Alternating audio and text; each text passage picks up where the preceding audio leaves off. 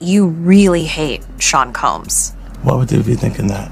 Because of the things that you post on Instagram, Yeah, because this, of the... Look at this. And let's stop for a second and do say that I hated him enough to hire his kids. And we've never done anything to each other. So it's just competitive energy and things that you say about other artists while you're in hip-hop culture. Dealing with Combs Enterprise, they come in and they work and they don't get paid. Oh yeah, we're gonna build up to it real quick. Yeah, so he was able to sell that footage to whomever he chose. The question is, how did anybody know about it? Like, that's the thing. Like, that's the part that, it's so funny because people they get so excited. But when you've got a lawyer like Mark Agnifilo, who is orchestrating your possible surrender, because as you heard him say in the beginning of the documentary, he was very clear. It's almost the middle of September and there's no indictment. As you heard Diddy say, I've been an exemplary client like you've asked. You said I've been an excellent client. I came here. I did everything you asked me to do. Mm-hmm. That's what they're literally having this conversation. Yeah, in that conversation, Diddy was worried about the outlook of the public versus the victim. The outlook of the public? Oh, he was worried a lot more than that. You don't think?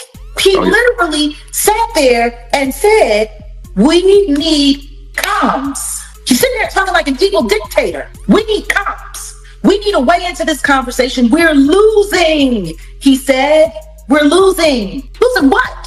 What are you losing? But the key words that he said that were so important were, we need to be able to be speaking to the potential jurors. He said, you might only be the guy that watches CNN, but there's 9 billion people in the world and 7 billion of them are on Instagram or TikTok. We need to have control of that. He said, we need to know how these potential jurors are thinking. Problem with it, it was done too well. It left out too many things. So can you speak on Curtis Jackson? 50 Cent said that this is the first one. He said there's hundreds of hours of more footage. I'm sure there was hundreds of hours of shit that was confiscated from all of Diddy's homes in that HSI raid that never made it to the trial. I wonder where. If you paid close attention, you probably noticed who was missing from 50 Cent's documentary, and you weren't alone. While the film shattered records, according to Jaguar Wright, it also broke a promise. She claims the real list of alleged accomplices, Beyonce, Naomi Campbell, Demi Moore, J-Lo, Ellen, and Oprah, was deliberately removed from the final cut to shield Netflix's investors. And the most shocking part? Jaguar alleges that 50 Cent himself played a role in making it happen.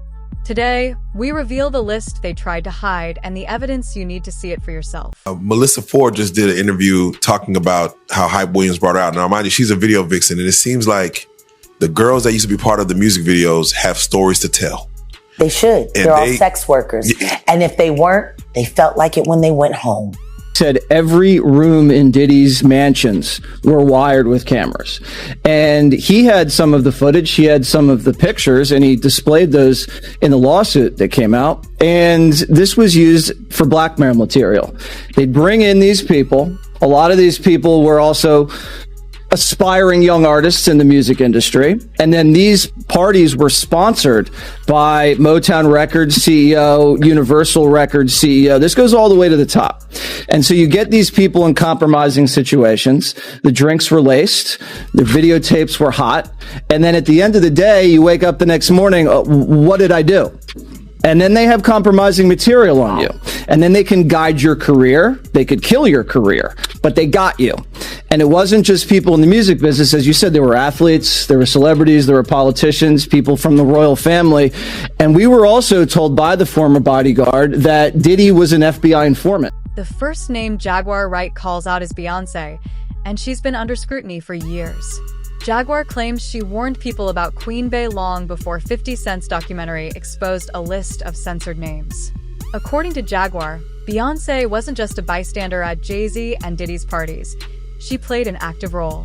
Sources allege she was present during controversial events, helping cover up what happened and even benefiting from the fallout. Since marrying Jay-Z, her career has skyrocketed, earning Grammys and countless accolades. But now, The documentary shines a light on the hidden stories that have been kept behind the scenes for far too long. Just as evil in your opinion? Has she done things you know of? Is it more Jay-Z in your mind? What is the... I know a lot of things that shameless hat has done, but her greatest sin is vanity. And I'm going to say this about you now, baby.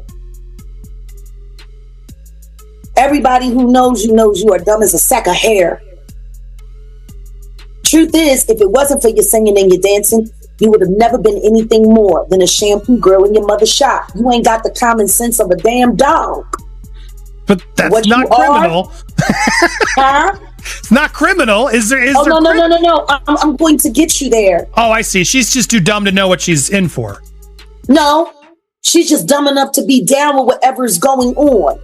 Okay. She's probably one of the most least empathetic people I've ever met in my life. Jaguar went public, exposing Beyonce and Jay-Z on national television during her appearance on Piers Morgan, revealing the hidden stories they tried desperately to keep under wraps. While the couple reportedly sent a cease and desist to Piers, they never pursued a defamation lawsuit, likely aware that taking legal action could shine a bright spotlight on everything Jaguar has revealed. As one user on X pointed out, funny how nobody's gone after Jaguar, right? She's been speaking out about these A-list figures for years, and yet, no lawsuits, no NDAs, no real consequences. You make yourself vulnerable to all kinds of attacks, seen and unseen. What happened to my friend? When he passed away, there was $250,000 on my head and $150,000 on his. But what if I had decided to go back with my head held low and said, Sean, I'm willing to play the game, and then found a way to get inside of him and move him around? Think about platforms. The reality of the modern world is that pretty much everyone has a platform as long as there's something to say that other people want to hear. That's why we invite her on to be interviewed. The people making these claims have an audience with or without shows like mine. Well, Jaguar Wright unexpectedly made several serious allegations about Jay-Z and Beyonce during that interview. As I said in the moment, they were not present to respond or defend themselves, but now they have. Their lawyers contacted us to say that those claims were totally false and have no basis in fact, and we've therefore complied with a legal request to cut them from the original interview. Editing interviews is not something we do lightly at a show called Uncensored, but like the proverbial cries of fire in a crowded theatre, there are legal limits on us too, and we apologise to Jay-Z and Beyonce. Another figure linked to Diddy and ongoing controversy is Naomi Campbell, who has been connected to him for over 2 decades. Her name comes up amid past scrutiny for associations with high-profile figures tied to serious crimes, including Jeffrey Epstein and Ghislaine Maxwell, raising questions about the circles she's long been part of. Most people, especially the awful son, wanted me to be in jail, and I'm not saying what my behavior was correct. I think that everyone during this period of terminal 5 madness was upset and irate, and I guess I just took it. Naomi Campbell's history of violence only deepens the controversy. In 1998, she was convicted of assaulting and choking her assistant, and since then, she's faced multiple charges for physically attacking staff and even confronting police. Her pattern of aggression unfolded alongside her growing ties to Diddy. Yet, like him, she avoided jail time. Less than a year before the raid on Diddy's house, Naomi was back in court for scratching a photographer's eye, receiving a 6-month suspended sentence, keeping her out of prison even as the legal troubles continued to mount. All know Naomi has a temper. Today, the 45-year-old supermodel was found guilty in a Sicilian court for assaulting a photographer. She was given a 6-month suspended prison term, so she escapes the dreaded orange juice. If you thought Naomi's controversies were shocking, Demi Moore's past adds yet another layer. A longtime associate of Diddy, Moore came under scrutiny after a resurfaced 1982 video showed her inappropriately engaging with her then 14-year old General Hospital co-star, Philip Tanzini, at his birthday party. In the footage, she repeatedly kisses him and makes overly familiar remarks, reigniting public attention on her actions decades later. Moen is the greatest, and I'm putting in a buck! Thank you.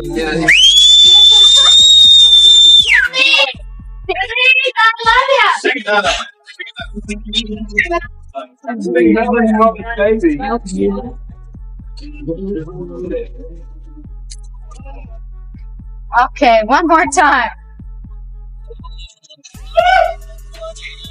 Somewhere over the rainbow. Why do you think everybody's come out? I don't know. Maybe just because I love them all and I hope they all love me. We do love him. And I love them. I think it's for the publicity. You're out of your mind. Absolutely, because he's one of my most favorite people. How long have you been working on the show? Almost a month and a half. What's your role? I'm Luke's new love. Now I'm Philip Tanzini and I play Jeremy, and you're stealing my part. I'm sorry. We're moving on to interview number 2 here. Oh, okay. Because I love Philip, and he's the only one I love. Do your interview already. All right. You got Ashton Kutcher in love with Mila Kunis on that 70s show. Then they break up for absolutely no reason after he starts hanging out with Diddy.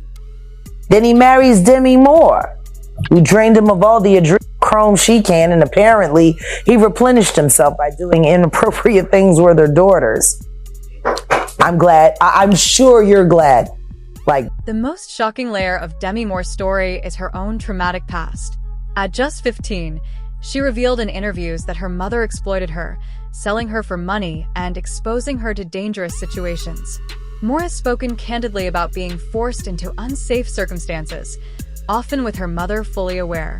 This revelation adds a complex and heartbreaking context to her early life, shedding new light on the controversies that have followed her throughout the years.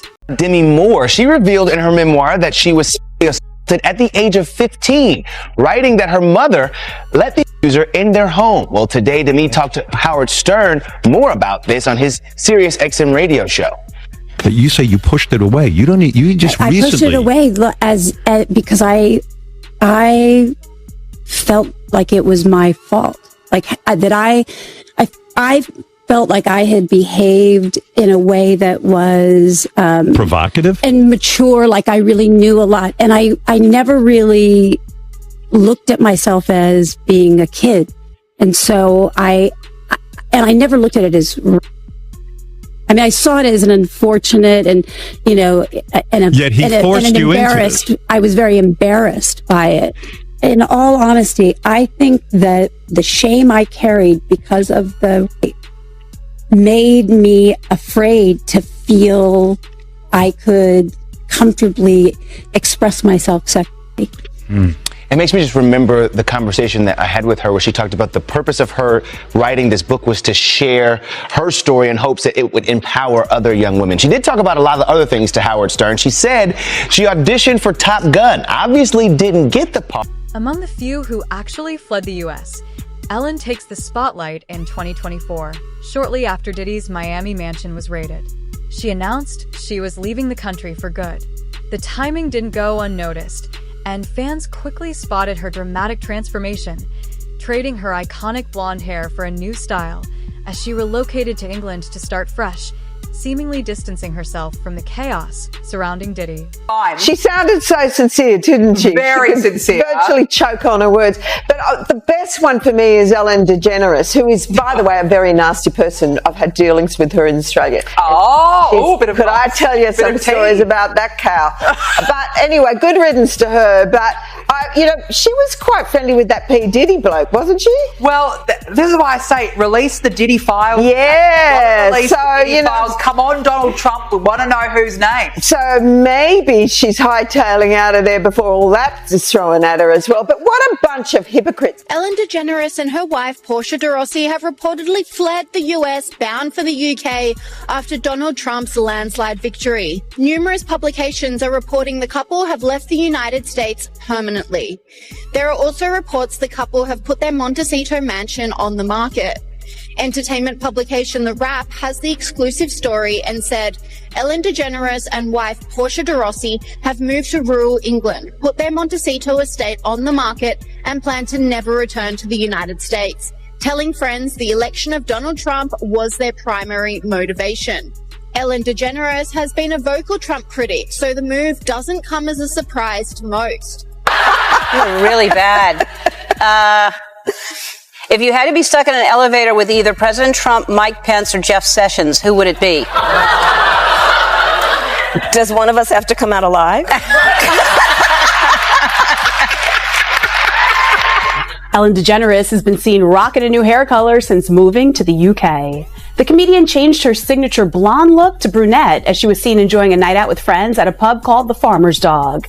Ellen went out with her wife, Portia de Rossi, and a few friends, including the Torn singer Natalie Imbruglia. Sources told TMZ earlier this week that Ellen and Portia moved to England because of Donald Trump's re-election. They have reportedly settled into their new home in the southwest region of England, but they purchased the property before the election. What's even more intriguing is Ellen's sudden comeback. The same person who reportedly fled the US for good after Diddy's arrest is now reemerging, coinciding almost perfectly with his release and not guilty declaration, raising questions about the timing and her true motives. Weinstein, Oprah, Epstein, he was running with that whole crew. They want to know how we're going to do it, how the public is going to take him. Is the public going to let him back in? And the public is not. The public is already canceling him. I don't believe the industry has canceled him yet. All those people who went to those Diddy parties, not one of them had came out and denounced what he has done. I haven't heard one of them. I have not heard one person denounce. Well, man, let God handle it. Get the hell out of here. Get out of here with that.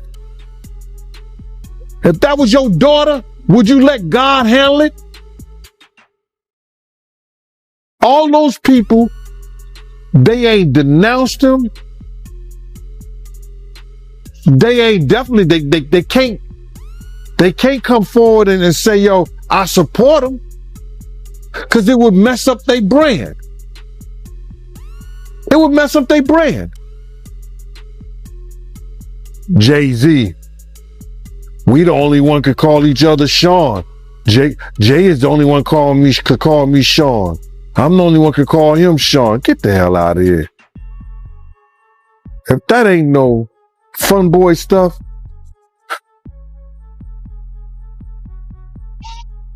But you ain't had not one person, brother, not one person sit there,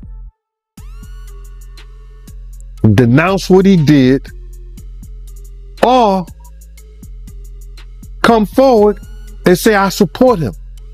We will have lost this moment. I think this is a moment where no matter what business you work in, there have been women who not only had the disease to please, that's a part of it, but who felt that in order to keep my job, in order to keep my position, in order to keep moving forward, I've got to smile, I've got to look the other way, I got to pretend he didn't say that, I got to pretend he didn't touch me. I think those days are about to be over. Are over. And if it happens to you back in the day, you would say, sometimes you're not even aware what he just said wasn't really inappropriate. I know you've had a couple moments. Where you just think, what did he just say? Yes, I remember Gail had a moment when she came and said to me what somebody said to her it was so inappropriate. I was like, oh my God, you can sue over that. But no, and all I said was, what did you say? And then they repeated it. Yes. It's terrible. I just sat there typing with my 20-something-year-old. Pretend you didn't hear it. Yes. You pretend it's okay. You pretend you didn't. No, it isn't. You're right, Jeff. You're absolutely right. But a lot of women have been silenced, and I know. But I think it's going to change. Being a victim of child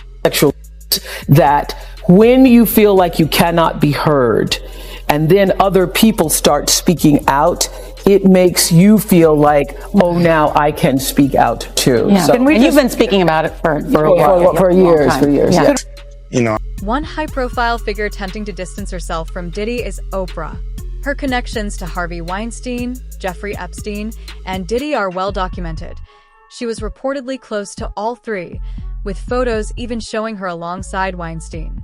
But once his crimes were exposed, Oprah swiftly reshaped her public image, acting as if she had never had any ties to him. P. Diddy, what do you think is going to happen with all that now? I knew a lot of people who knew Jeffrey Epstein, like a lot. I never met Jeffrey Epstein, thank God. I certainly knew a lot of people who knew him, and like a lot, like more than 10. Jeffrey Epstein was not considered like some far out sinister figure in the world that I lived in. I mean, I'm just being totally honest about this. He was like this kind of interesting guy who had, had this kind of rotating salon at his house off Fifth Avenue in New York, and there was always the Israeli prime minister and former presidents and like just interesting people, I did not understand what that was about at all. And so when he died, I was like, oh, poor guy, off in prison. And then I got a call from his brother, just randomly. And his brother said, he did not commit suicide.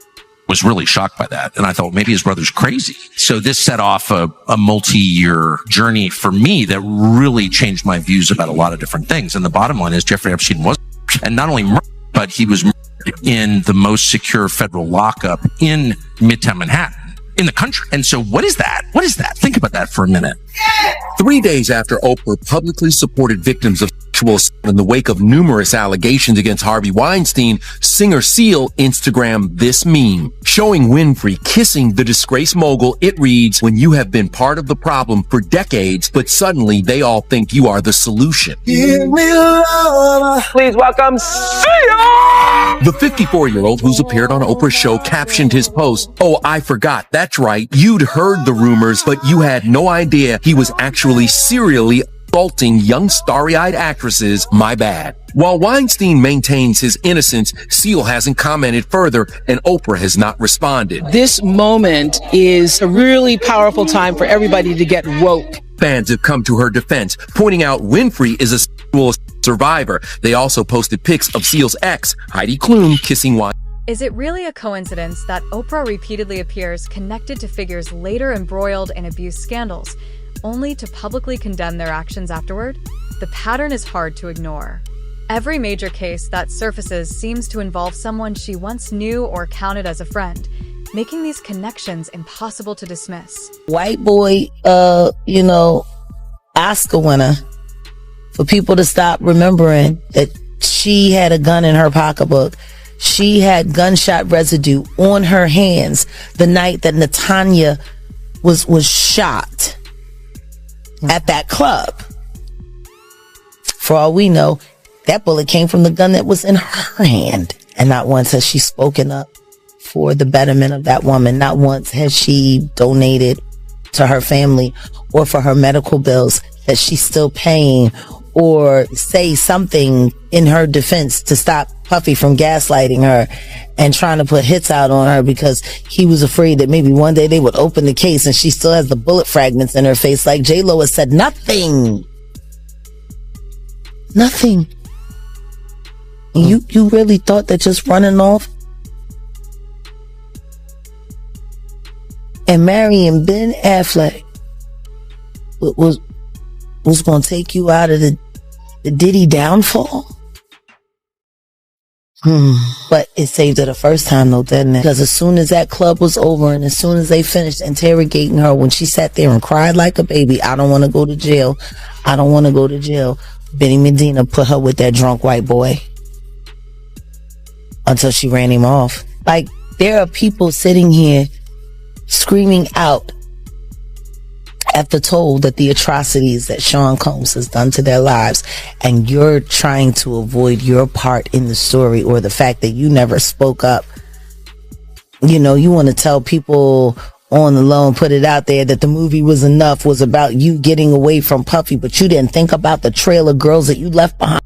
One of the people closest to Diddy and directly linked to past police investigations is J-Lo. The two dated for nearly 3 years in the late 90s. In 1999, J-Lo was reportedly present during a nightclub incident involving Diddy that left one person dead and another injured. While no charges were ever filed against her, Diddy faced intense legal scrutiny, underscoring her proximity to the controversy. You do, it'll be for something very, very small. It wouldn't be nothing what the people think. I don't think he's going to go nowhere long. And at the same time, you got to look at it. The best witness they had is KPD. KPD been an informant for a very, very long time. And KPD is getting ready to go to trial for the murder of Tupac. KPD said it, everybody else know it. And KPD says the money came from Puffy, the Tupac, and myself. So if they really wanted Puffy that bad, KPD would have put a deal with them, got on that stand, and broke it down. That'd have been the RICO right there. That'd have been the higher right there. One man to the next, and I got a lot of respect for you, Suge. I got so much respect for you, bro, because when this East Coast, West Coast walk could have been shut down, Pac was living, Big was living, Eric B, Big D, y'all set up there and y'all was gonna set up a meeting. Everybody who had something to do with it was supposed to show up. And Puff refused to. You didn't, brother. You wanted this shit to be over with.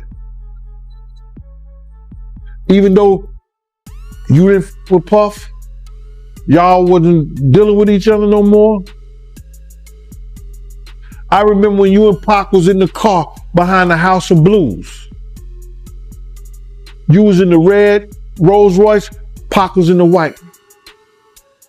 I was in the car when Puff rolled up on you and said, yo, Suge, we got any problems down here? And you said, bro, I don't know any problems you got. That was even after Jake was... You said, brother, I don't know any problems. Suge Knight, the former head of Death Row Records, has dropped explosive claims suggesting that Diddy might not have been as untouchable as everyone believed. According to Suge, Diddy had a quiet understanding with federal authorities, an arrangement that could explain how he repeatedly avoided serious legal consequences. How far does this go? And who will Jaguar expose next? Share your thoughts in the comments, hit that like button, and make sure you're subscribed, because the next name she reveals could shake Hollywood like never before.